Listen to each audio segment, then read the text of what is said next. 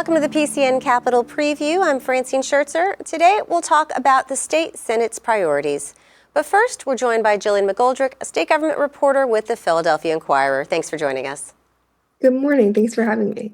You wrote that the House Speaker Joanna McClinton had indicated a willingness to consider stricter voter ID requirements if it was part of a broader effort to update election law. What prompted the renewed openness to consider voter ID? That is a good question. I think that there is a larger public opinion shift here, where the latest polling from Franklin and Marshall College shows that 73% of registered voters in Pennsylvania already support stricter voter ID expansions, which would be every time you go to vote, you would present your photo ID, as opposed to right now, which is just the first time you vote and also the first time you vote at a new polling place. There are also some requirements. You have to show proof of ID when you are voting by mail, which would be like your driver's license number that's put onto your mail ballot just to confirm that you do have some form of government ID. But largely, I think it used to be a non-starter. It's really fascinating that so early in the session, this is something that House Democrats are saying that they are willing to work on. How would you compare the strictness of Pennsylvania's voter ID requirements with those in other states? It really is a mixed bag across the country. Pennsylvania did at one time pass in 2014 passed before 2014, but it got struck down in 2014. They did pass a voter ID law. It was a statutory change, so that you would be required to present ID every time you go to vote. But that got struck down by a Commonwealth court in 2014, and so it really is a mixed bag across the country. It is, yeah. If I could jump in here, what traditionally have been some of the Democratic caucus's concerns regarding voter ID? Yeah, and the biggest one is that it would disenfranchise people, people who may not have a photo ID on them, or people who don't know that there's a change. And so you obviously don't want to cut anybody out of the process by instituting a new requirement just to vote. And I will add too on the statutory change that was struck down. That is why Senate Republicans say that there needs to be a constitutional amendment. So Democrats did allow a vote. House Democrats did allow a vote in 2023 on voter ID, but it never reached the Senate. They never sent it to the Senate. And it was a statutory change, but Republicans in the Senate still say that they need a constitutional amendment. And if that is the case, and that's what House Democrats are willing to negotiate on as part of larger election law changes, that means that it would likely be several years before voter ID expansions happened in Pennsylvania due to the requirements of passing it in 2 consecutive legislative sessions. Obviously, we're just at the start of a new one, and they last 2 years. You had mentioned a moment ago that House Democrats have traditionally had concern about voter disenfranchisement. That being said, have there been any specific discussions or perhaps solutions being posed for ways to achieve greater voter ID requirements without disenfranchising voters? Yeah, so I think I would look back to House Bill 1300. This was a bill that was sent to former Governor Tom Wolf in 2021, I believe. And the Republicans went to great lengths at that time to create a new form of ID just for voters that might not have a government ID, just to ensure that there's still access to the polls. I'm not sure at this point what additional requirements House Democrats would have to be able to sign on or support or even allow a vote on voter ID at this point. But it is something that's on the table, which is it really has not been. I mean, I look to the constitutional amendment to create a 2-year window for statute of limitations pause for victims of child sexual abuse. And that was a long time issue that should have reached the ballot much sooner. But when Senate Republicans attached to that constitutional amendment a voter ID provision, it was a non-starter again for Democrats. And the provision for statute of limitations reform died last session. So yeah, it's fascinating. Among broader election law changes, county election workers have been calling for pre-canvassing. Can you explain briefly what is pre-canvassing and why has this been a difficult initiative to pass? Yeah, so pre-canvassing is done in most states. The most noteworthy that is politically conservative would be Florida, which allows for election offices, counties to prepare ballots to be opened on election day. That means like just getting them ready so that they can be actually counted on election day rather than them sitting in their envelopes until 7 a.m. on election day morning. And it's something that it is part of the reason why in 2020 Pennsylvania's presidential election took so long for results. And it's something that counties have been begging for so that they can just get ahead of the game. Instead, the Republican and Democrats did compromise at one point where you can get extra money from the state towards your election offices, but instead you have to work through the night. You can't stop counting once you start. How is the Senate Republican caucus responding to Speaker McClinton's openness to reconsider this issue? Yeah, Senate Majority Leader Joe Pittman told me that this opens up a whole new world for negotiation for issues on this topic, which includes same-day voter registration, which would be huge.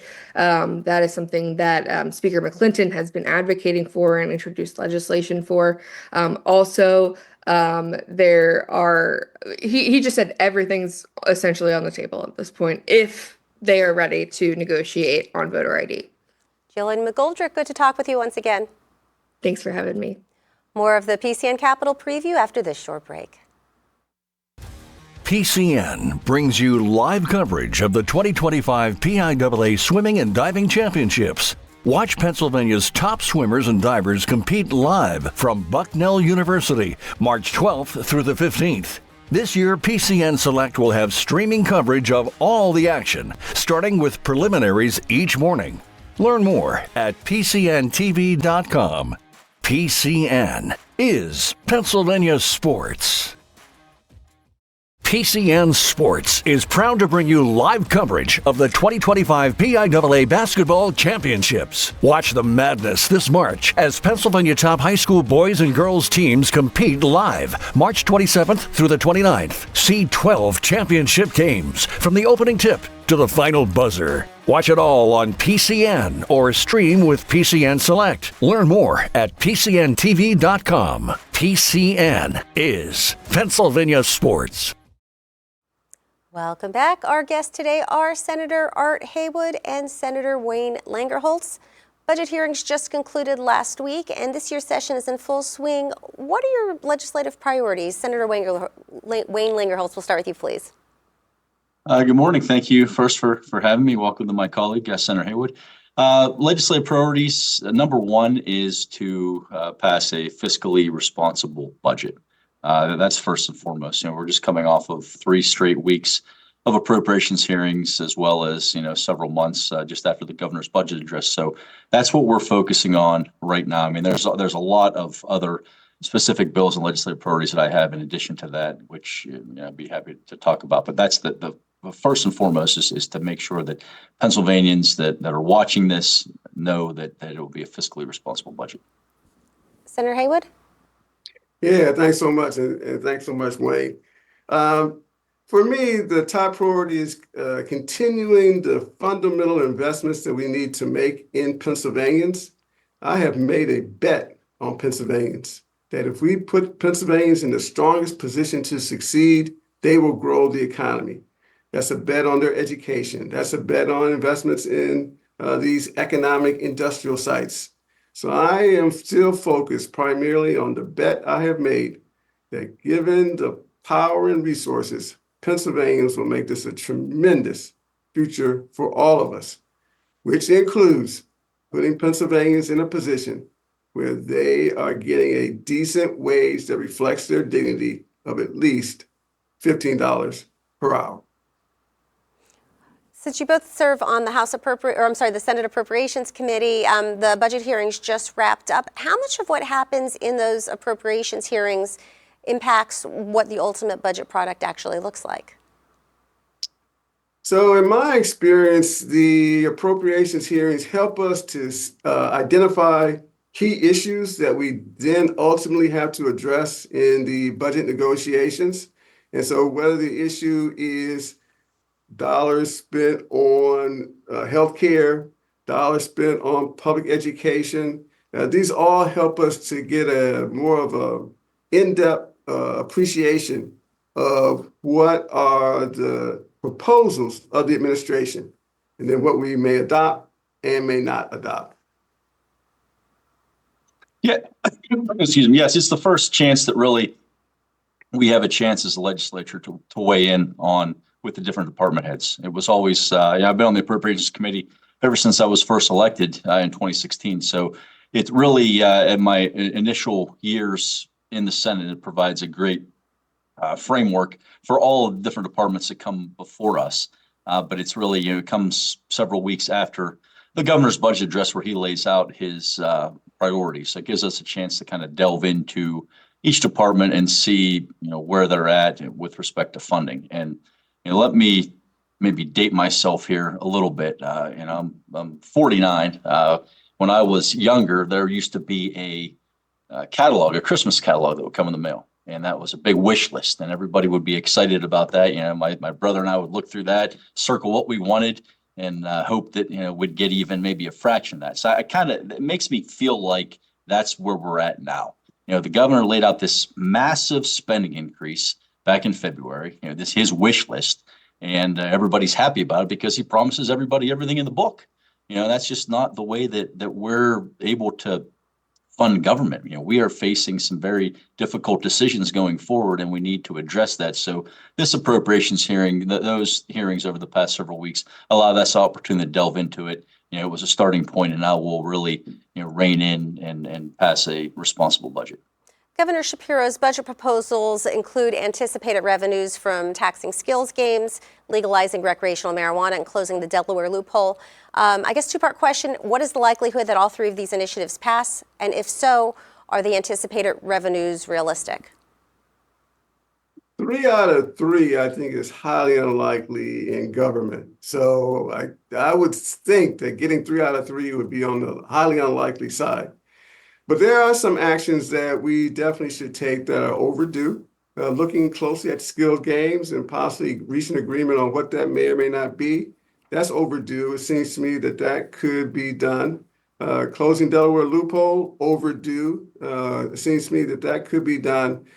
Recreational marijuana is, I think, a much more protracted conversation, but we should be aware. There is all in Pennsylvania, and it comes across the borders of our states every day. New Jersey, New York, all around. So we actually do have it. It's just that it is not yet regulated and not under the control and managed here from the Commonwealth. But I think we got a slight chance of getting 3 out of 3. Senator Wayne Langerholc? Yeah, I don't want to speculate on what percentage of those we get. I mean, that's going to be part of the conversation going forward here. That's something we've been wrestling with for several years, specifically with skill games, and that's something that I think needs to be addressed. You can't go anywhere in the Commonwealth, at least in my district, that you see those skill games popping up everywhere. And I think that there needs to be something to address them. And I see a big difference. And I've said this, for years now, a big difference between the local bars and taverns that have relied on those to really fund their declining businesses during COVID and are using that to keep afloat versus, you drive by and you see just a old strip mall or an old mall that they're popping up at, and they're out-of-state companies that come in take the money and they go right back out. So I mean, I think there needs to be a differentiation between those and just the proliferation of those machines everywhere. I mean, there's a local gas station by my house that I stop at, and they've gone from 1 to 2 to 3 machines. I mean, it's out of hand. So that's something we need to address on the adult cannabis. Very concerning. You know, there's this plan to raise all this revenue, but I don't think the conversation yet has taken place what that's going to cost in social services. I mean, there's we look at other states that have adopted this.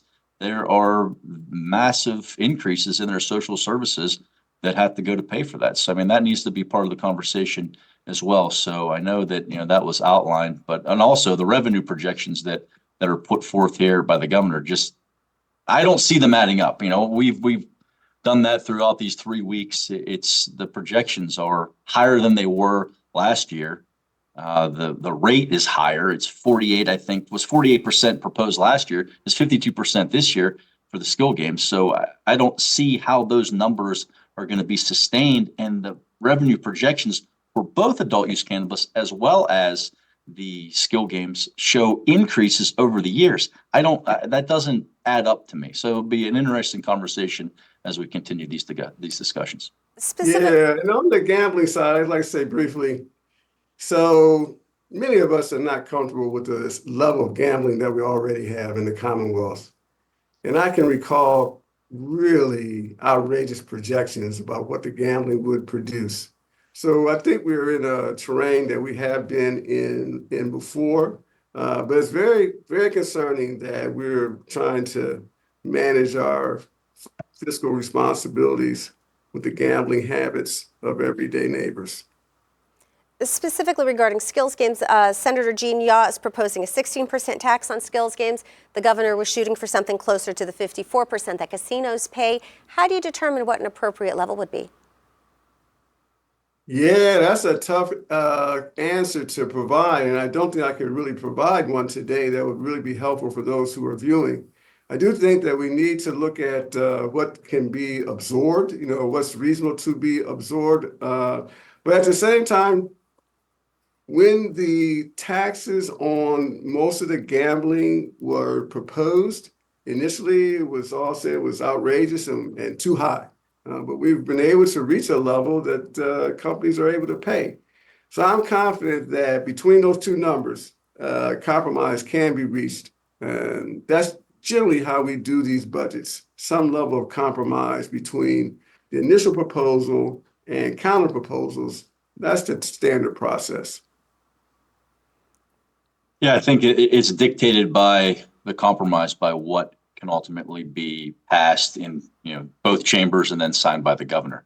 But something needs to be done. I mean, we've been tackling with this issue for several years now. So whatever is dictated by the 203 members of the House, the 50 members of the Senate, and the governor, the old adage, 2 or 3, 50 and 1. That's what will ultimately land going forward. I'd like to shift our focus to transportation now. Senator Langerholc, you previously had served as chair of the Transportation Committee. During the governor's budget proposal, he talked about shifting part of the sales tax to benefit transit funding. Is that tough to get rural lawmakers to agree to? Yes, and that's going to continue the conversation of the budget we had last year with respect to the funding of mass transit. And our caucus has been consistent from day one that we were amenable to discussing an increase in mass transit if it was done contemporaneously with a significant transportation infrastructure project. And I had, back when I was chair of transportation, I had several hearings on that issue and drawing attention to, yes, we understand the need for transit. Absolutely. It is a vital service that carries many Pennsylvanians to work on a daily basis, to appointments, to different activities. Absolutely. That is a very vital and important service. On the same token, there is another side of the coin, and that is actual infrastructure, roads and bridges, and in rural areas. And I understand, when you fund transit, obviously the large component of that is SEPTA, and that's based on their footprint. They serve a large number of people. But by the same token, we need to re-examine that delivery model. That was one thing that was apparent from the many hearings that I had in the Senate as chair of transportation, is that there aren't the same number of people that are using transit to go to the cities to work. We see that. And I see that, across the Commonwealth, that people are working remotely. People are not necessarily taking that. So that needs to be examined. I know there's been other rural transit agencies that have done that have adapted with what they have. I am asking, all mass transit facilities need to do that to address that issue. And we need to not, instead of just writing a check year after year, and that deficit's going to be there again, we need to say, hey, how can we work, smarter here to address that issue while it's still ensuring that Pennsylvanians are able to benefit by mass transit, at the same time allowing money for critical roads and infrastructure. Look, we reached an agreement last budget session for about $80.5 million for both infrastructure as well as mass transit. And then about 4 months later, the governor took flex funding from projects in rural districts to fund SEPTA. So that's an issue. I mean, that is not helping rural Pennsylvanians. So we need to address that to come to a broad, comprehensive package going forward. Yeah, thanks. And when I did my poverty tour in 2017-19, individuals trying to escape poverty mentioned access to transportation is one of the top 4 obstacles to getting out of poverty, getting into the middle class. And so that tour took me to Clinton County. It took me to Erie. It took me to Scranton. It took me to McKeesport. So those were not just the urban areas. Transportation is a core issue. In fact, one individual shared that he was spending about $300 a month on ride shares. Obviously not affordable. So I agree that we need to have an approach to transit and transportation that includes the roads and the bridges and mass transit. I'm here in the SEPTA area. SEPTA is critical for our region and for the state. If we're going to look at different kind of models, then it seems to me the first thing we need to do is have a graduated plan, not an abrupt plan for transition.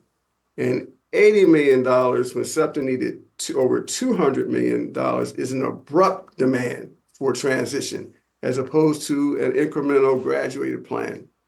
So I'm very much for fully funding the SEPTA and other mass transit requests, and possibly having a graduated transition for change that can be managed by organizations that are as big as SEPTA and some of the other agencies. The last thing I would like to say is that we in the General Assembly, I think, can get to the point of reaching agreement on this transit question. But we are faced with a new challenge, and that is the challenge of the possible loss of the infrastructure funding from the national government. And some of the funding that was part of the Inflation Reduction Act could have really had an impact on our infrastructure, and that may be held up. I've talked to a few folks who are very concerned about some of the infrastructure projects being delayed or payments not being made on time. And so the actions of the national government, I think, pose a real threat to our infrastructure program here in Pennsylvania. What happens to those projects if the federal funding does not come through? Is the state held liable, or do the projects just stall? I don't want to get into litigation, and we certainly don't want the state to be held responsible. But contracts have been entered into, and hopefully there are clauses in those contracts that will allow the state not to be sued and liable in the event that federal funding goes away. But there is a significant risk, not just for the Commonwealth, but particularly for the individual business owners who are relying on these contracts, relying on this money for their operations, for their employees. And we all know we need businesses to flourish in Pennsylvania. And anything that undermines the businesses that are flourishing, paying taxes, providing jobs, is very detrimental to the Commonwealth. Within our own state government, what kind of solutions are being considered to help address transportation funding? Well, one of the proposals that I'm aware of, and Senator Langerholc might have more information on this since he was over transportation, was There were some ideas of looking at skilled games revenue as a source for providing some of the transportation funds. I do think we do have some serious budget challenges this year, and so we can't use skilled games to pay for everything, right? We can't use, so these are going to be some real challenges as we look ahead. We still have a very large rainy day fund, but we can't expect this new revenue to pay for all of the wish list, whether it's the wish list of the governor or the wish list of senators and House members. Yes, I think that's, you're always looking for a source of revenue to pay for those projects. And that is one, obviously, that's out there, the low hanging fruit, if you will, of the skill games that could be beneficial to go to transportation. It's one of the things that we did through the committee. And, I know that the governor is interested in as well, is that reduction of the motor license fund to help ensure that what's coming into through the gas tax is going to critical roads or critical infrastructure projects. Also, we passed the fee for electric vehicles last session. That was about 2 or 3 years in the making. But that will help. I mean, that's not billions and billions of dollars. But as there are more electric vehicles on the road, that will help to increase that. But I think it's worth mentioning too. Pennsylvania ranks 4th in the country in the amount of money that the legislature funds mass transit. So that's a significant number. And you look at other creative ways to address that. I know what has been proposed is allowing those, maybe the collar counties of Philadelphia as well as maybe Pittsburgh to implement their own source of revenue to help with mass transit. So those are some things that are out there to address that funding gap. While we're on the topic of transportation, Senator Langerholc, you sponsored a pair of measures to provide exemptions for required vehicle emissions testing. Can you talk about that?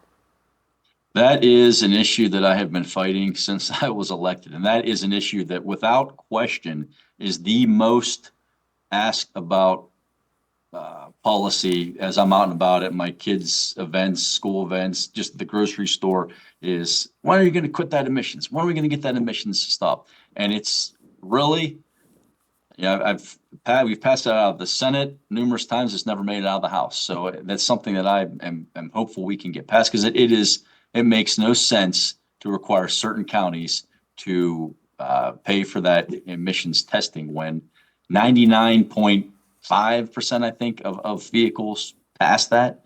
And it's in my opinion, it is just another added tax on the back of hardworking Pennsylvanians. Actually, not even Pennsylvanians, just certain counties, and Cambria County being one of them. So that's something that doesn't meet the intended purpose whatsoever. It has no impact on that. And Cambria County's National Ambient Air Quality Standard has been meeting that level for over 15 years now, maybe more.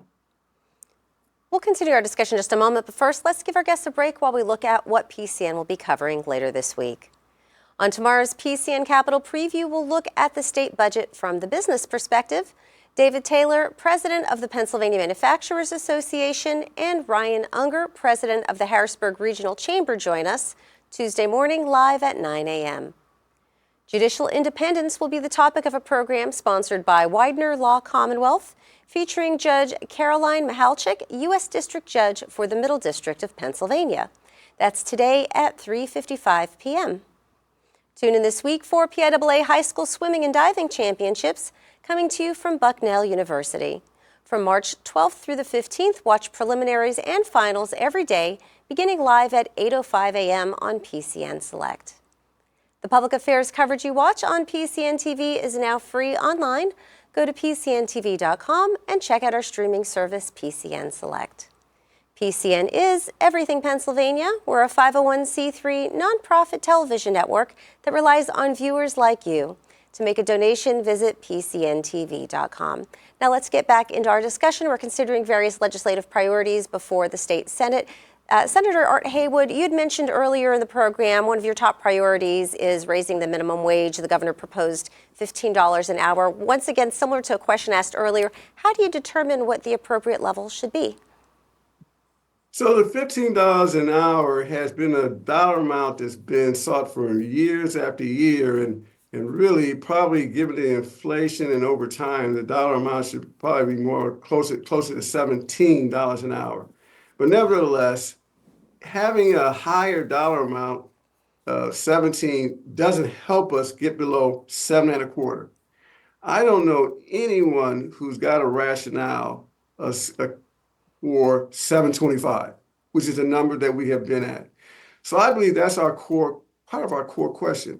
725, 825, 925, all of those dollars put a hardworking person with a family of three in poverty. And having a wage where people are working hard and still in poverty is in direct conflict with any sense of encouragement and incentive. We've also found that most of the individuals making under $15 an hour are adults and women, and they are taking care of families. And so that is the target group that we must make a commitment to, that your hard work will be rewarded with the dignity. Now, you know, the budget secretary indicated in his report that this will increase revenue to the Commonwealth. And so it does help us in a small way to address the deficit challenges that we have. So the case for raising the minimum wage is also our pay. I've been in the General Assembly for 10 years. Every year I have received, along with my colleagues, a cost of living increase. Yet we know we get the cost of living increase, but for the hardworking Pennsylvanians, we keep them at the level of 7.25, 8.25, 9.25. And there's nothing about us that's better than our everyday neighbors and our constituents, and they certainly deserve a raise. How receptive has the Republican caucus been to raising the minimum wage? It has been resistant, and I can tell you, I can't speak entirely on behalf of my caucus where that's at. If there's a push for an increase, I can tell you just on behalf of my own view, and I would oppose that. I would let the market dictate that. I would say that there are numerous people that are working that are above that 725, and I would point to the fact that our Commonwealth, we have tremendous opportunity right now. It used to be you campaigned and you said, I'm going to bring jobs to my district. I'm going to bring jobs. It's totally been a total juxtaposition where now we have numerous jobs that are unfilled. You cannot get people to work. And that is something I hear about on a daily basis when I'm in my district. And I talk to employers saying we would hire X amount more of this if we could, but we just can't get people to work. And raising that minimum wage is not going to accomplish that. And the point is to get people to work. There's tremendous opportunity out there now to be able to do that. But I would say let the market dictate that. I mean, I can give you a list of, my own daughters are working and they're making more than $7.25 an hour, and there's tremendous opportunity out there. But in addition to that, the high demand occupations, the educational opportunities that we have, the legislation that we put into place to allow people to get to that position, to get into those high demand occupations, where we're trying to attract more people to Pennsylvania. The opportunity is there. You just need to go out and seize it. I'd like to shift our focus for a moment, if I may. During the governor's budget address, he did not explicitly address this, but he's proposing to close 2 state prisons and 2 additional halfway house correctional facilities. What's driving this proposal? That's a good question. That's a very good question. I mean, one of those prisons is in my district, Queehana Boot Camp, and it's something that I've had the chance to visit, to speak at the graduation ceremony, and it should be a model for what corrections are. And to receive, anecdotally, I received the information that it was being closed by a telephone call, 5 minutes before the news story was written, and it caught me by surprise. But I can tell you that facility works if we are looking to rehabilitate individuals. That facility works. I spent, the better part of my career in the district attorney's office in Cambria County, and saw it from that perspective as well. But Queehana has the lowest recidivism rates in the state. They have produced the most GEDs in the state in the past 11 years. It's like 700, and the next closest is 200. And they have, a fraction, 4 times less what that next institution does. They produced just last year 1,000 vocational certificates. I mean, there are individuals that are going there that are being rehabilitated. That's what our correction system was meant to do. And to close that or attempt to close Queehana makes absolutely no sense, and will put the Commonwealth back, quite frankly. I mean, those individuals that are there, since that announcement, I've had actual inmates reach out in my district office, and I've talked to them, or former inmates, I should say, and they said, that place changed my life. You cannot let them close that. If it wasn't, look, I was a difficult person before I went in there. That really helped me, got my life back on track and gave me the tools needed. And I'm now, a successful contributing member of society. That's what we want. That's what all of these studies have shown, through in the JRI2 and all those different investments. We want individuals that are incarcerated to come out and be productive members of society. This has a proven track record of doing that.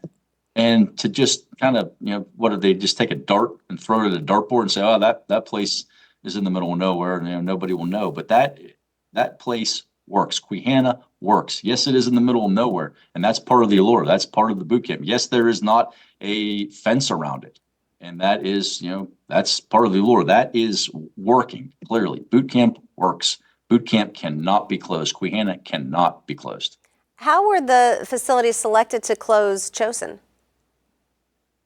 I believe it was a steering committee, which, we're still working through that process, trying to gather the information. We filed some different requests with that, but it was an internal steering committee that looked at that, which we have some serious concerns with respect to some statements of facts that were made in that with, respect to specific improvements or money, infrastructure that was needed done, which has been done, and the numbers as well, those are, I believe, antiquated. So that will come out, I guess, throughout the process. We've already started to have, we had the corrections appropriations hearing here a couple of weeks ago. There will be an actual public comment period in April at Fort Queehana. It has not been scheduled yet for SCI Rockview. But those are all questions that I have that will need addressed and answered. One last question on this topic. What impact does the closure of these type of facilities have on the surrounding community? It will have a huge impact, absolutely huge impact on Clearfield County. And again, I'm not giving up, and I'm not accepting the fact that they want to close this as it happening. I'm going to fight with every available resource that I have to make sure that this does not close, because you have not just the tremendous success of Queehana Boot Camp, but you have the ancillary businesses that are around that. I can tell you that Queehana has a wastewater treatment facility plant that serves a local factory. So what happens with that? If they close that, they still have to run the wastewater treatment plant. Well, how are you saving all this money? The operating budget of Queehana is $34 million. Of that, $29 million are personnel and salaries. So if the plan is to guarantee everyone a job in another facility, you're saving $5 million. What's the cost to mothball that? How much are you going to have to pay to continue to heat that? We just had our policy committee, Senator Dave Argo, had numerous hearings on that just recently, showing the amount of complete waste, that we're paying to keep these empty buildings heated or cooled that are just sitting there. I mean, that's going to be the same situation. Who's going to buy that building? Again, I said that's in the middle of nowhere for a reason. That's the allure of the boot camp. But then you have all of the other, the municipality, the budget, the percent of the budget for the EIT that has will be a tremendous blow to that municipality. There's a local convenience store nearby that had a petition in there, so having it signed saying that if this goes, there's not going to be anybody coming through here. We're going to have to close up. What about the schools? What about the impact on the school districts? West Branch School District is there. What about Clearfield County? The fact that there are large percentage of workers that live there that contribute to the economy. I mean, it goes far, far beyond this alleged savings of what's going to happen. At the end run, it's not going to be what it is touted to be. And again, I'm going to fight it with every possible resource that I have. May I respond? Please. Yeah, thanks so much. So I have no familiarity whatsoever with the corrections facilities that's been referenced. However, I did a State of Black Pennsylvania report for the period of 2010 to 2021. There was a dramatic decrease in incarceration, over a 1/3 decrease in incarceration in the state system for African Americans. We are seeing some success moving away from just the lock 'em up strategy to the rehabilitation strategy that Senator Langerholc has mentioned. And as a result, the incarceration is going down. We must adjust to the declining incarceration of Pennsylvanians, just as we must adjust to different ridership at SEPTA.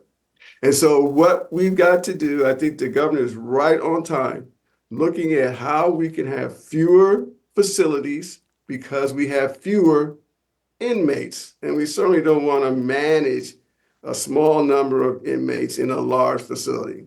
So the direction in which the governor is headed is absolutely right. The impact on local towns has to be managed by some individuals, not necessarily by the state, by the Commonwealth, having to manage all these various local government impacts. But we are doing the right thing in Pennsylvania by decreasing the number of folks who are incarcerated. And we should have a plan to decrease the facilities that correspond with the decline of inmates.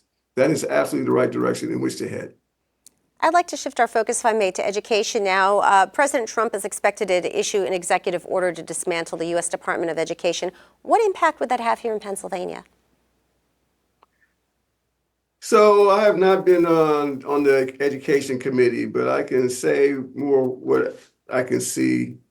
The one thing that's been said is that some of these functions will move to different agencies. Civil rights might move to Department of Justice. Others might move to Health and Human Services. Residents of my districts who have had several meetings are extremely concerned that the focus on education will decline. In fact, the Office of Civil Rights in the Department of Justice has already taken a hit in terms of mission. And so when I spoke with individuals who had children in the special education classes in my district, several of them were very concerned that this will have a damaging impact on making sure that special education rules are enforced consistently in the school districts. It's not only that, there is a concern that moving functions over to the Department of HHS is moving it to people who don't really have the experience or skills or capacity in managing the Department of Education. And so my view is that, as well as what was shared at the hearings by the Secretary of the Department of Education in Pennsylvania, and she characterized it as devastating impact.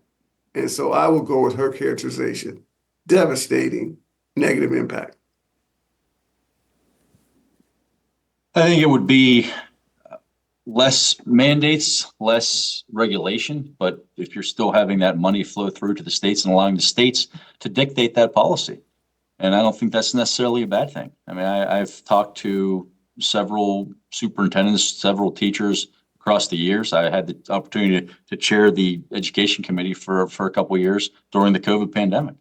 And it's either a poster or it's a list or it shows, through the years back in 60s, 70s, the requirements that schools had to, comply with to now. I mean, it is voluminous is an understatement.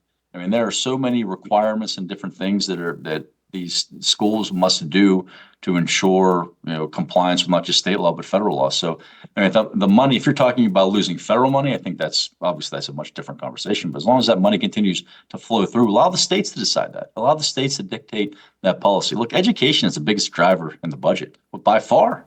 I mean, it's 44% of what we spend. And of that, too, if we get into the state system of higher education, the State Board of Higher Education, which I sit on, the K through 12 is a tremendous expenditure in our state budget. So that is clearly by far what we spend the most money on. But as long as that federal money continues to flow through, I allow the states to decide that. While we're talking about education funding, the governor's budget proposal includes an additional $526 million adequacy payment for the least funded schools in Pennsylvania. Can Pennsylvania afford to continue to keep expanding upon these payments? No, absolutely not. I mean, there needs to be some type of rein in on spending. I mean, this is just that, as I said, that's the biggest driver in our budget. And when we have, I think it's the lowest kindergarten class coming out now since the 80s. I mean, there is just an increasing share of a decreasing market, and that's never a good thing.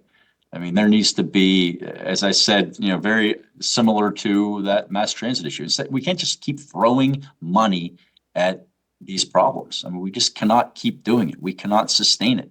We're going to end up in a much, much bigger deficit than we already are in. So there needs to be an examination of the delivery model with respect to that. And, conversely, the amount of money that's spent even in higher ed is, pales in comparison to that K through 12.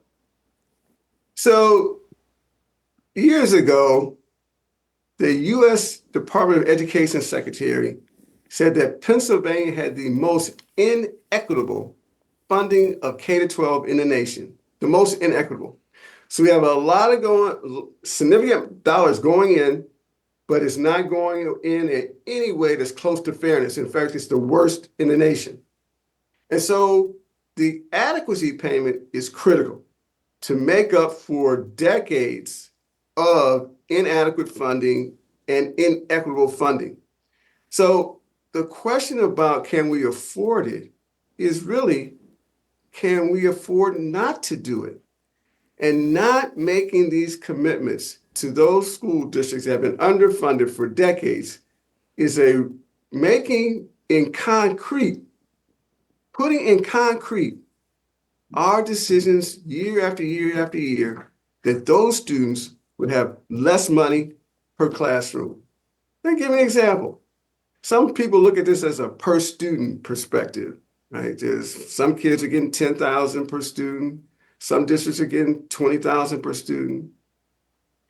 If you have a $10,000 difference per classroom, and there's 20 kids in the classroom, that classroom is getting $200,000 less than the higher funded classroom per classroom.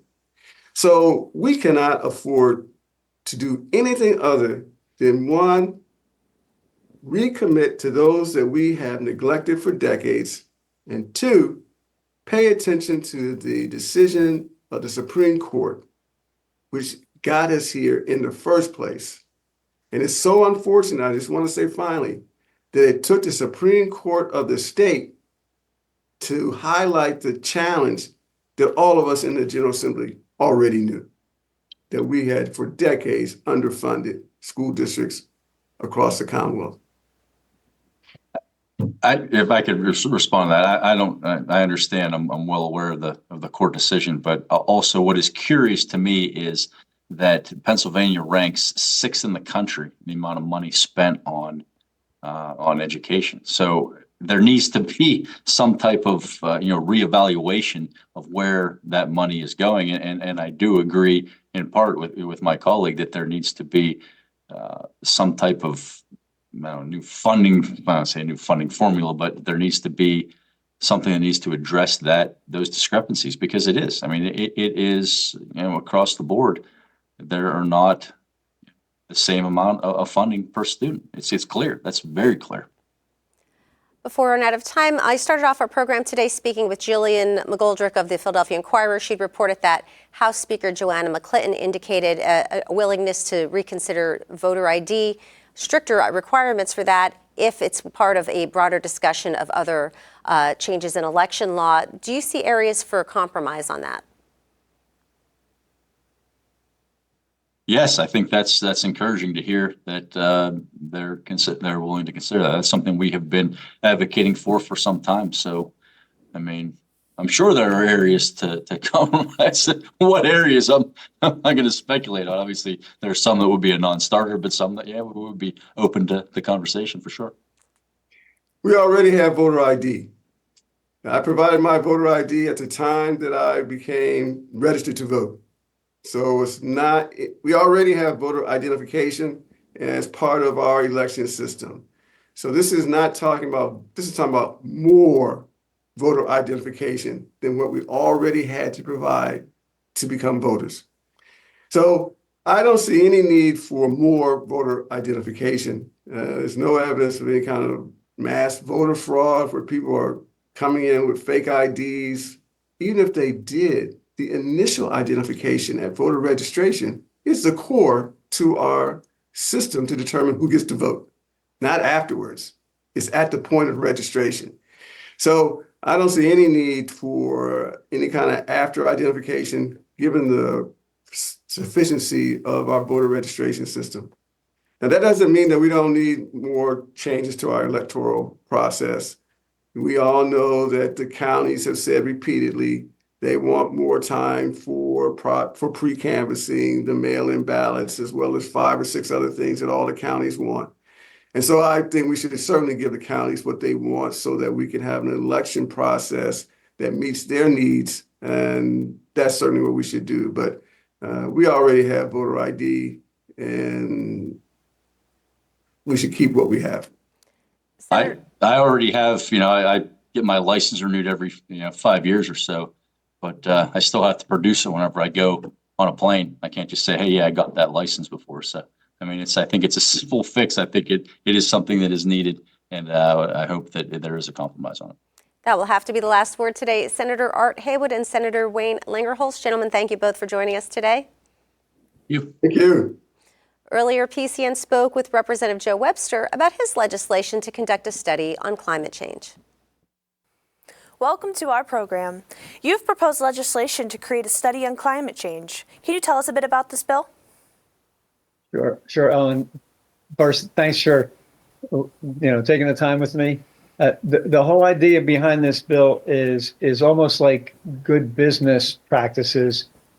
We're in the midst of a number of these climate events, whether it's flooding, and we might be more familiar recently with North and South Carolina and Vermont, but in Pennsylvania, we had Hurricane Ida in 2021 and a number of hurricanes and flooding events after that time. The idea of the bill is we should be calculating those costs so that if there are infrastructure projects or even green things that we should be doing, then we know the cost benefit. We can say, if we spend $10, we could save $100. And so the point is, let's do the study so that we understand the real costs of what's happening to Pennsylvania, which we haven't accumulated, right? We know that in my area, Hurricane Ida destroyed 74 homes along the Perkiomen Creek and the Schuylkill River. We know that municipal buildings are sometimes located along the creeks and the rivers because that's where people settled 200 years ago.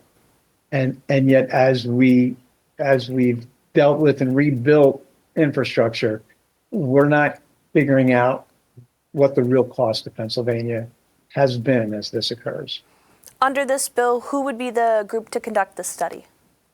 So we typically when it's a House resolution and we push something like that, it would be the Joint State Government Commission, and I know that they typically then contract with, in this case, you need to know the accounting mechanisms and probably the hydrology of creeks and rivers, and then have that expertise in place to really weigh what are the costs and maybe what we could do to prevent some of this.